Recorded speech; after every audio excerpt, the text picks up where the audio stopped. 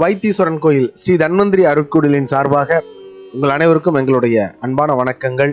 இந்த வீடியோவில் நாம என்ன பார்க்க போறோம்னா, பூசம் நட்சத்திரக்காரர்கள் 27 நட்சத்திரக்காரர்களோடும் கொண்டுள்ள தொடர்பு என்ன, எந்தெந்த நட்சத்திரக்காரர்களால் இவர்கள் சுப பலன்களை பெறுகிறார்கள், எந்தெந்த நட்சத்திரக்காரர்களால் இவர்கள் சில சங்கடமான அனுபவங்களை கடந்து செல்ல வேண்டியிருக்கிறது என்பதெல்லாம் பற்றி தெளிவாக காணவிருக்கின்றோம். பொதுவாகவே ஒரு நட்சத்திரத்துல ஜனிக்கக்கூடிய ஒரு நபர் மற்ற நட்சத்திரக்காரர்களோடு, அதாவது 27 நட்சத்திரக்காரர்களோடுமே ஒரு சமூக வாழ்வியலை கடந்து செல்ல வேண்டியிருக்கிறது. அப்ப எல்லா நட்சத்திரக்காரர்களாலுமே நமக்கு சுப பலன்கள் கிடைக்குதா அப்படின்னா கேள்விக்குறிதான். ஒரு சில நட்சத்திரக்காரர்களோட என்னதான் நம்ம இணக்கமா பழகினாலும் அவர்களோடு நமக்கு ஒத்து போகிறது இல்லை. ஒரு சில நட்சத்திரக்காரர்கள்ட்ட நம்ம எவ்வளவு கோபப்பட்டாலும் அவர்கள் சுத்தி சுத்தி நம்மோடே இருக்கக்கூடியவர்களாக இருக்கிறார்கள். அந்த அடிப்படையில இந்த பூசம் நட்சத்திரக்காரர்களை பொறுத்தவரை அனுஷம் மற்றும் உத்திரட்டாதி நட்சத்திரக்காரர்களோடு கொண்டுள்ள தொடர்பு என்ன அப்படின்னு பார்த்தோம்னா, இவர்கள் மிகச் சிறப்பான நண்பர்களாக உங்களுக்கு இருக்கக்கூடியவர்கள். எல்லா நிலையிலும் உங்களுடைய நல்லது கெட்டதுல துணையாக இருக்கக்கூடியவர்கள், உங்களை போன்றே சிந்திக்கக்கூடியவர்கள். உங்க குடும்ப உறுப்பினர்கள் இந்த நட்சத்திரத்துல இருக்கக்கூடிய வாய்ப்புகள் உண்டு. நல்ல உறவுகளாக இவர்கள் உங்களுக்கு அமையக்கூடியவர்கள். இவர்களை பொறுத்தவரை பார்த்துக்கிட்டோம்னா, உங்களை போன்றே சிந்திக்கக்கூடியவர்கள், உங்களை போன்றே குணாதிசயம் இருக்கக்கூடியவர்கள், உங்களை போன்றே பண்புடையவர்கள் அப்படிங்கிற அடிப்படையில சில முக்கியமான முடிவுகளை எடுக்கும் பொழுது இவங்கள்ட்ட நீங்க கலந்து ஆலோசிச்சீங்கன்னா அது சரியா இருக்காது.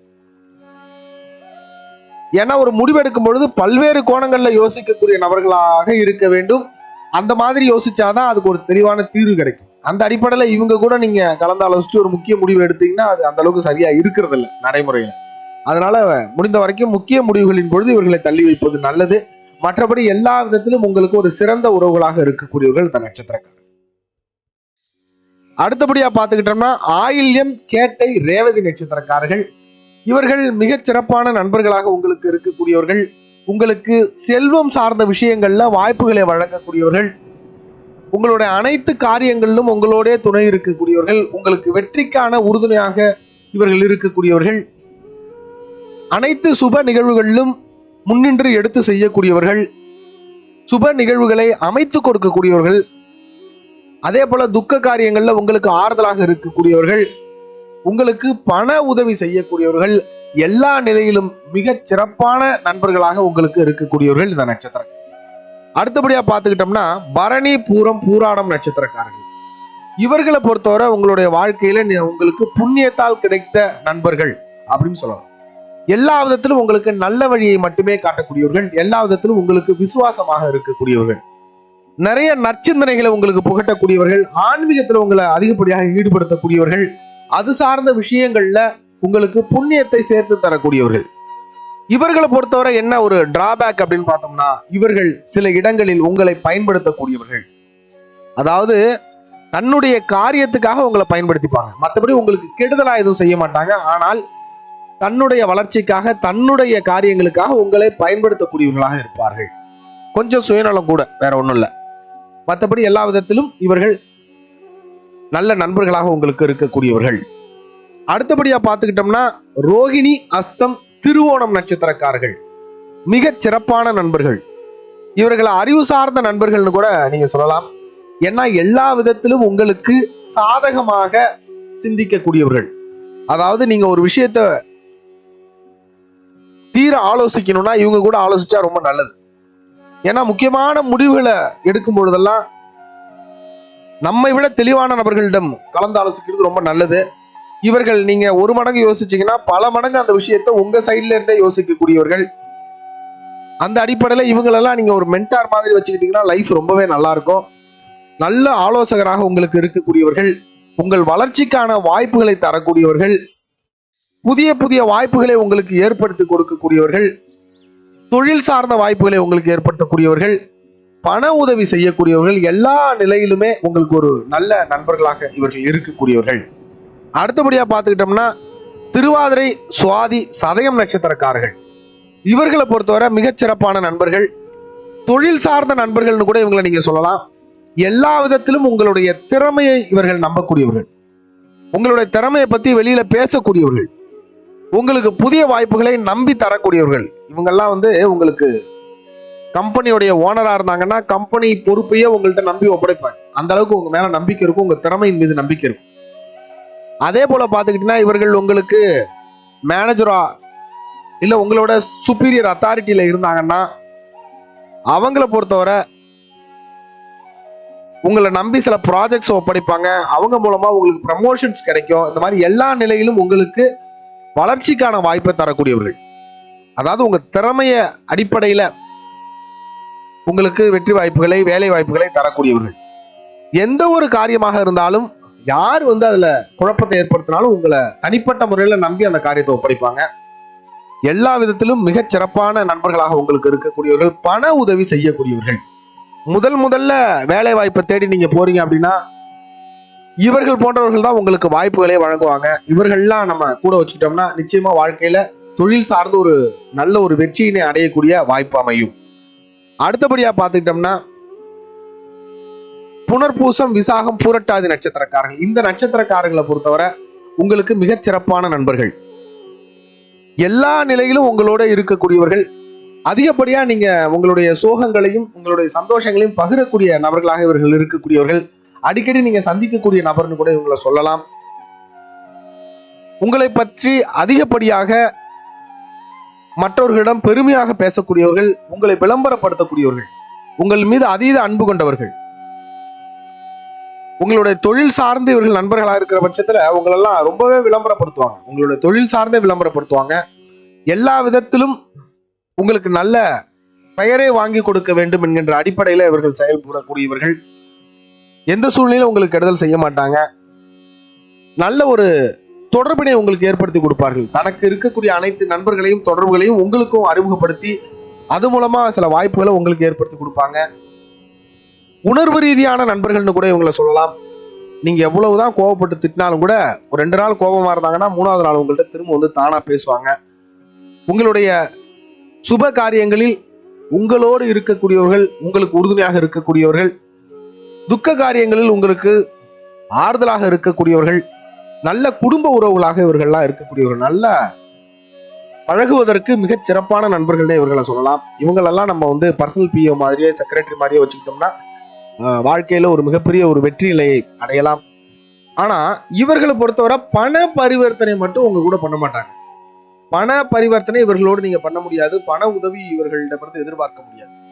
மற்றபடி எல்லா நிலையிலும் உங்களுக்கு ஒரு மிகச் சிறப்பான நண்பர்களாக இருக்கக்கூடியவர்கள். பண பரிவர்த்தனை தவிர்த்து எல்லா விதத்திலும் மிகச் சிறப்பான நண்பர்களாக இருக்கக்கூடியவர்கள்.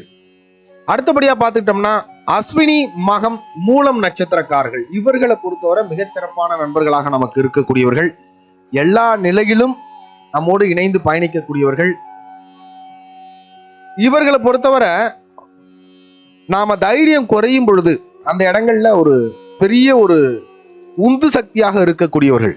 உங்களுக்கு தைரியம் குறையிற எல்லா இடத்துலையும் பாத்தீங்கன்னா அவங்களை உந்தி தள்ளக்கூடியவர்கள் இவர்களாக இருப்பாங்க. பல்வேறு வித்தியாசமான வாய்ப்புகள், நீங்க தயங்கக்கூடிய இடங்கள்ல அந்த இடத்தை சரி செய்து உங்களுக்கு வாய்ப்புகளை வழங்கக்கூடியவர்கள் இவங்க தான். மிகப்பெரிய திருப்பு முனை உங்க வாழ்க்கையில நடக்கக்கூடிய நிகழ்வுகள்ல எல்லாத்திலுமே இவர்களுடைய பங்கு அப்படிங்கிறது இருக்கும்.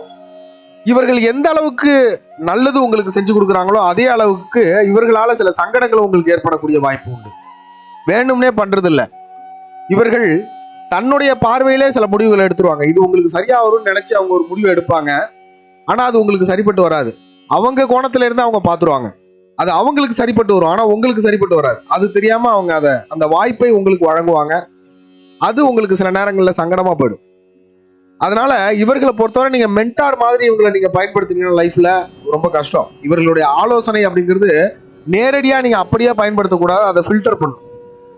அதை ஃபில்டர் பண்ணி தான் நீங்க பயன்படுத்தணும். உங்களுக்கு அது ஒத்து வருமான ஒரு முறைக்கு இருமுறை ஆலோசிச்சு அதுக்கு அப்புறம்தான் நீங்க அந்த விஷயத்தை நீங்க கையில் எடுக்கணும். நேரடியா எடுக்கக்கூடாது. அதே போல இவர்களோட பார்ட்னர்ஷிப் போட்டு பிசினஸ் பண்ணா அது சரியா இருக்கிறது இல்லை. இவர்களோடு காதல் கொண்டால் அது உங்களுக்கு தோல்வியில முடியுது. சோ எல்லா நிலையிலுமே நல்ல நண்பர்களாக இருக்கக்கூடியவர்கள். அதே சமயம் இவங்க விஷயத்துல கொஞ்சம் கூடுதல் விழிப்புணர்வு அப்படிங்கிறது உங்களுக்கு தேவை. இவர்கள் உங்களுக்கு கெடுதல் செய்யணும்னு நினைச்சுக்கிட்டு பண்றது இல்லை. ஆனால் சில சூழல் அது போல உங்களுக்கு அமைஞ்சிருது. அதனால எல்லா விதத்திலும் நல்ல நண்பர்களாக இருக்கக்கூடியவர்களிடத்தில் கூடுதல் விழிப்புணர்வோடு பழகுறது அப்படிங்கிறது ரொம்பவே நல்லது உங்களுக்கு. அடுத்தபடியா பார்த்துக்கிட்டோம்னா கார்த்திகை, உத்திரம், உத்திராட நட்சத்திரக்காரர்கள், இந்த நட்சத்திரக்காரர்களை பொறுத்தவரை உங்களுக்கு மிகச்சிறப்பான நண்பர்களாக இருக்கக்கூடியவர்கள். ஆனா இவர்களை பொறுத்தவரை உங்களின் திறமை மீது நம்பிக்கை குறைந்தவர்கள். உங்களுக்கு ஒண்ணும் தெரியல, உங்களுக்கு அனுபவம் பத்தல, உங்களுக்கு திறமை குறைவு அப்படிங்கிற பார்வையில உங்களை பார்ப்பாங்க. மற்றபடி எல்லா விதத்திலும் உங்க கூட நல்லா பழகுவாங்க. ஆனா இவர்கள்ட்ட ஒரு காரியத்தை நீங்க நம்பி ஒப்படைச்சீங்க அப்படின்னா இவர்கள் என்ன பண்ணுவாங்க அப்படின்னா அதை சரியா செய்ய மாட்டாங்க, செய்யாமலே தட்டி கழிப்பாங்க. உங்கள்கிட்ட ரொம்ப ஈஸியா பதில் சொல்லுவாங்க. ஏன்னா உங்க மேல எந்த விதமான பயமுமே இருக்காது. உங்கள்கிட்ட வேலையை செய்யாம உங்கள்கிட்ட ஒரு பதில் சொல்றோமே அப்படிங்கிற ஒரு தயக்கம் இல்லாம இருக்கக்கூடியவர்கள் இவர்கள். அதனால இவர்களை நம்பி எந்த ஒரு காரியத்தையும் ஒப்படைச்சீங்கன்னா நீங்க ரொம்ப சங்கடப்பட வேண்டியிருக்கும். ஒருவேளை இவர்கள் உங்கள்கிட்ட பணியாளர்களா இருக்காங்கன்னா இவர்களை நீங்க கையாளும் போது கொஞ்சம் கூடுதல் கவனத்தோட தான் கையாளணும். நீங்க திட்டமிடுற மாதிரி அந்த வேலையை இவர்களால செய்து கொடுக்க முடியாது. அதனால இவர்களை பொறுத்தவரை நீங்க கொஞ்சம் பக்குவமா கையாளணும். இவர்களை எப்படி வேலை வாங்குறது அப்படின்னா இவர்கள்ட்ட உதவியா கேட்கணும். ஏன்னா இவர்கள் உங்களை தன்னை விட குறைந்தவர்களாக எடை போடுவார்கள். அதனால இவங்கள்ட்ட இந்த ஹெல்ப் கொஞ்சம் பண்ணி கொடுங்க அப்படின்னு சொல்லி இவர்கள்ட்ட கேட்டு அந்த வேலையை நீங்க வாங்கிக்கணும்.